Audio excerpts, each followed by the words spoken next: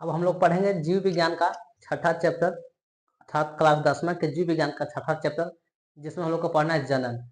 और जनन इसको इंग्लिश में कहते हैं रिप्रोडक्शन। रिप्रोडक्शन के बारे में ही आज हम लोग इस वीडियो में पढ़ेंगे। तो चलिए देर न करते हुए शुरू करते हैं। जनन जनन क्या है?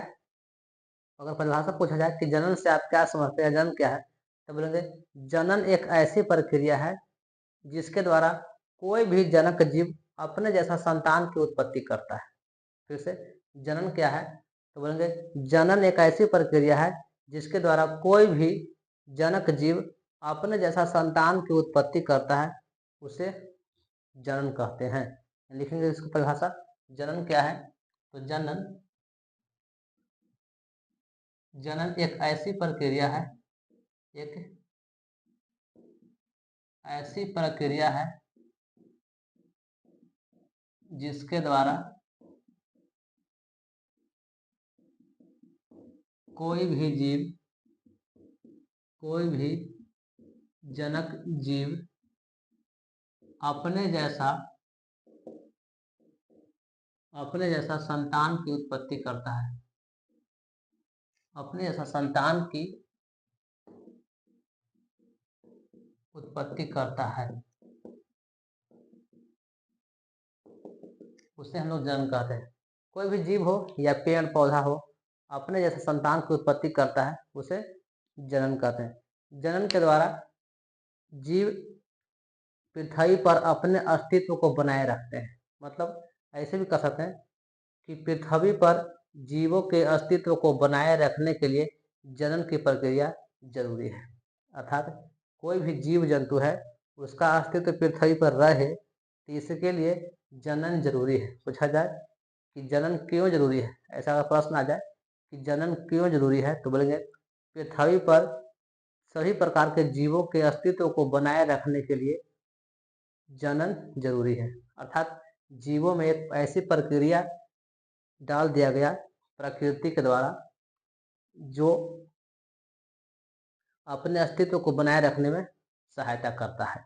तो कहेंगे जनन क्यों जरूरी है, लिखेंगे जनन क्यों जरूरी है, तो बोलेंगे पृथ्वी पर अपने अस्तित्व को पृथ्वी पर जीवों के अस्तित्व करते हैं, पृथ्वी पर जीवों के अस्तित्व को बनाए रखने के लिए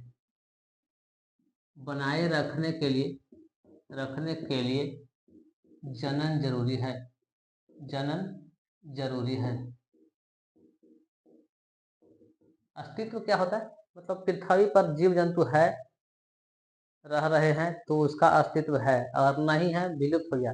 जैसे डायनासोर के बारे में सुना है कि वह पृथ्वी पर था, अब वह लुप्त हो गया, उसका अस्तित्व नहीं बचा। उसी प्रकार से कुछ और ऐसे पक्षी, जैसे डोडो पक्षी, वो भी विलुप्त हो गए हैं जहाँ रहते थे उनका मूल निवास से, तो उनका अस्तित्व खतरे में आ गया है। तो खैर भूगोल में पढ़ते हैं, जो लुप्त प्राय जंतु है, विलुप्त प्राय है, खतरा आ गया है, खतरा नहीं है, उस पर भूगोल में पढ़ते हैं। हम लोग इसमें जनन क्यों जरूरी है, तो कहेंगे पृथ्वी पर जीवों के अस्तित्व को बनाए रखने के लिए जनन जरूरी है। मतलब उसका जीव का अस्तित्व रहेगा कब? जब जनन रहेगा, जनन की प्रक्रिया रहेगा तब। नहीं रहेगा तो उसका अस्तित्व नहीं रहेगा, एक दिन खत्म हो जाएगा। अब जनन देखते हैं, जनन के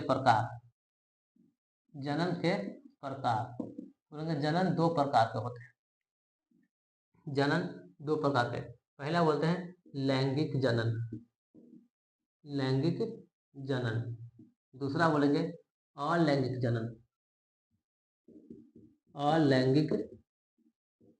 जनन।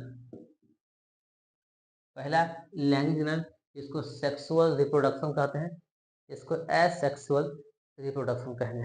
तो हिंदी में ही हम लोग पढ़ेंगे लैंगिक जनन, दूसरा अलैंगिक जनन। लैंगिक जनन किसे कहेंगे? तो जनन की वैसी प्रक्रिया जिसमें लैंगिक अंग भाग लेता है, उसे लैंगिक जनन कहते हैं। लैंगिक जनन किसे कहेंगे? तो जनन की वैसी प्रक्रिया जिसमें लैंगिक अंग भाग लेते हैं, उसे हम लोग बोलेंगे लैंगिक जनन। दूसरा है अलैंगिक जनन, कहेंगे जनन की वैसी प्रक्रिया जिसमें लैंगिक अंग भाग नहीं लेता है, उससे हम लोग बोलते हैं अलैंगिक जनन। आगे समय परिभाषा आप लिख लीजिएगा, थोड़ा सा बोर्ड भर जाएगा इसलिए कम लिखते हैं। लैंगिक जनन जनन की वैसी प्रक्रिया जिसमें लैंगिक अंग भाग लेते हैं या भाग लेता है उसे लैंगिक जनन कहते हैं। दूसरा, अलैंगिक जनन जनन की वैसी प्रक्रिया जिसमें लैंगिक अंग भाग नहीं लेता है। अब एक प्रश्न आएगा कि लैंगिक और अलैंगिक जनन में अंतर लिखें। लैंगिक जनन और अलैंगिक जनन में अंतर लिखें, या इन अंतर से छोटे छोटे प्रश्न भी पूछे जा सकते हैं आपको, या एग्जाम के दृष्टिकोण से बहुत जरूरी होता है। तो ध्यान देते हैं इसको। पहला, लैंगिक जनन की विशेषता पढ़ेंगे, अलैंगिक पढ़ेंगे, इस दोनों का पढ़ने का अंतर हो जाएगा। पहला लैंगिक कहेंगे, इसमें लैंगिक अंग भाग लेता है। पहला अंतर हो जाएगा, इसमें लैंगिक अंग भाग लेता है, लैंगिक अंग भाग लेता है। इसमें लैंगिक अंग भाग नहीं लेता है। अलैंगिक में क्या बोलेंगे, इसमें लैंगिक अंग भाग नहीं लेता है, लैंगिक अंग भाग नहीं लेता है। इसमें लैंगिक अंग भाग नहीं लेता है। इसमें कहेंगे लैंगिक जनन में युग्मक भाग लेते हैं, एक नर युग्मक एक मादा युग्मक। कहेंगे इसमें युग्मक भाग लेते हैं, भाग लेते हैं। युग्मक में युग्मक भाग लेता है, जाइगोट भाग लेता है, इसमें भाग लेता है। इसमें युग्मक भाग लेते हैं कौन कौन, नर युग्मक और दूसरा मादा युग्मक। ये एक लैंगिक जनन में नर युग्मक और मादा युग्मक दोनों भाग लेते हैं, लेकिन इसमें युग्मक भाग नहीं लेता है। कहेंगे इसमें युग्मक भाग नहीं लेता है, इसमें युग्मक भाग नहीं लेते हैं, नहीं लेता है। अलैंगिक जनन में युग्मक भाग नहीं लेगा, इसमें कोई जाइगोट नहीं बनेगा, इसमें जाइगोट बनेगा, इसमें कोई जाइगोट नहीं बनेगा। इसमें तीसरा देखते हैं, लैंगिक जनन में दो व्यष्टि होते हैं, इसमें दो व्यक्ति भाग लेते हैं। इसमें इसे नहीं, इसमें कर देंगे, इसमें दो व्यष्टि भाग लेते हैं, भाग लेता है, एक नर एक मादा। दो व्यष्टि आपस में मिल करके, एक नर व्यष्टि एक मादा व्यष्टि। इसमें केवल एक ही व्यष्टि भाग लेते हैं, इसमें एक व्यष्टि भाग लेता है, एक व्यष्टि भाग लेता है, सिर्फ इसमें एक व्यष्टि भाग लेता है। इसमें अगला, इसमें निषेचन की क्रिया होती है। लैंगिक जनन में निषेचन की क्रिया होती है, निषेचन की क्रिया होती है, क्रिया होती है। और अलैंगिक में निषेचन की क्रिया नहीं होता है। कहेंगे इसमें निषेचन की क्रिया नहीं होता है, इसमें निषेचन की क्रिया नहीं होती है, नहीं होती है। इसमें निषेचन की क्रिया नहीं होता है, इसमें निषेचन की क्रिया होता है। इसमें आप बोलेंगे करेंगे लैंगिक जनन में निषेचन की क्रिया हो गया, और इसके बाद कहेंगे यह उच्च कोटि के जीव जंतुओं में होता है, उच्च कोटि के जीव जंतु एवं पेड़ पौधों में होता है, पेड़ पौधों में होता है। और यह बोलेंगे अलैंगिक जनन, यह निम्न कोटि के जीव जंतु एवं पेड़ पौधे में होता है।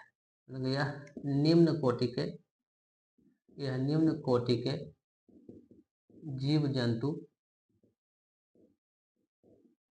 एवं, यह निम्न कोटि के जीव जंतु एवं पौधों में होता है, पौधों में होता है। निम्न कोटि के कहेंगे, निम्न कोटि का मतलब हुआ एकदम छोटे छोटे सूक्ष्म जब माइक्रो ऑर्गेनिज्म कहेंगे। यह उच्च कोटि, और अच्छा में उच्च कोटि के जीवों में कौन सा जनन की प्रक्रिया होता है। उच्च कोटि जब भी कहा जाए तो लैंगिक, और ये उच्च कोटि और विकसित होते हैं, इसमें उच्च निम्न कोटि और अविकसित होते हैं। ये था लैंगिक जनन और अलैंगिक जनन में अंतर। हम लोग शुरू करेंगे पहला लैंगिक जनन के बारे में पढ़ने। लैंगिक जनन में पढ़ने के लिए पहला पढ़ेंगे इसमें पौधों में जनन, पौधों में लैंगिक जनन, पौधों में फिर पढ़ेंगे दूसरा मनुष्य में, और मनुष्य में पढ़ेंगे तो एक मनुष्य में होगा नर, दूसरा होगा मादा। अर्थात लैंगिक जनन को लगभग 2 पार्ट्स बनाएंगे। एक में पौधा के बारे में सोच बताएंगे, 3 पार्ट्स हो जाएगा। एक में पौधों में जनन कहेंगे तो अभी एक लैंगिक जनन होगा। दूसरा पार्ट बनाएंगे हम मनुष्य में जनन, अर्थात मनुष्य में नर में जनन तंत्र, और तीसरा पार्ट में आ जाएगा मादा जनन तंत्र। छोटा सा पार्ट में बना के हम अपलोड करेंगे, क्योंकि हम अपना क्लास में ये सब खत्म कर दिए हैं। बायोलॉजी में लास्ट चैप्टर चलता है, अब लास्ट चैप्टर चल रहा है, हम आप लोग को लिए अपलोड कर दे रहे हैं ताकि फिर से दोबारा रिवाइजिंग कर लेंगे। ऑल लैंग्वेज जनन में इसमें ऑल लैंग्वेज जनन के प्रकार खाली पढ़ेंगे बस, इसमें ऑल लैंग्वेज जनन के प्रकार पढ़ेंगे। तो लगभग इसके बाद और 4 पार्ट्स और अपलोड होगा, आप लोग उसका अवश्य जरूर देख लीजिएगा। यदि आप चाहते हैं कि आपका छोटा भाई या मित्र या दोस्त हमारे साथ पढ़े, जुड़ कर पढ़े, तो आप उसे हमारे साथ हमारे कोचिंग में ऑफलाइन जरूर भेजें, हम उसको अच्छे तरह से तैयारी कराएंगे। मिलते हैं अगले वीडियो में, धन्यवाद, तब तक अपना ख्याल रखिएगा।